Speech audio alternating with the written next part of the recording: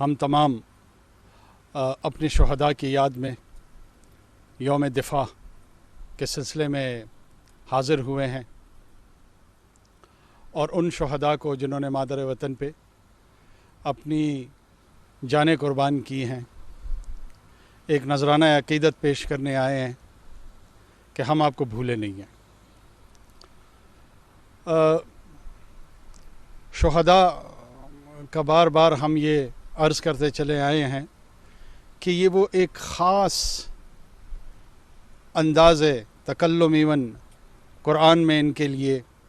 بیان کیا گیا ہے۔ کوئی ایسا طبقہ نہیں ہے جس کو بطور طبقہ غالباً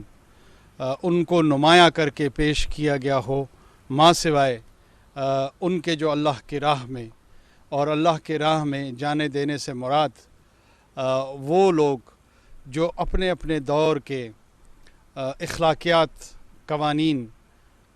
وطن، عوام، ان کے دفاع میں اپنی اپنی جانیں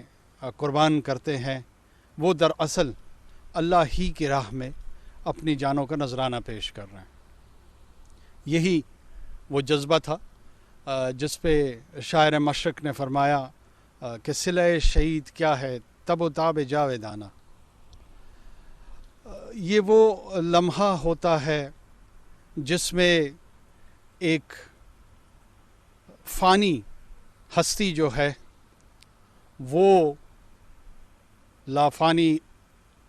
ہست کے ساتھ، اس کے انوارات کے ساتھ اس کا ملاپ ہوتا ہے۔ یہی وہ لمحہ ہوتا ہے جو بظاہر موت کا نظر آتا ہے لیکن دراصل حیات جاویدانہ کے ساتھ اس کا ملاپ ہو جاتا ہے۔ ایسے ہی موقع کے لیے دوبارہ شاعر نے فرمایا، شاعر مشرق نے، کہ یہ بھی ممکن ہے کہ تو موت سے بھی مر نہ سکے۔ یہ فانی زندگی کی جو قربانی ہے اس کا جو صلہ ہے وہ اگر کہتے ہیں کہ کسی کو پتہ لگا اور وہ شہداء جو ان انوارات سے وہ جو روحانی تسکین حاصل کر رہے ہوں گے تو وہ بار بار اس کا خواہش کا اظہار کریں گے کہ وہ واپس دنیا میں جائیں اور اسی عمل سے گزر کے دوبارہ اس صلہ کو حاصل کرنے کی کوشش کریں۔ تو ہمارے شہداء ہمارے جھومر ہیں، ہمارے شہداء اور ان کے خاندان یہ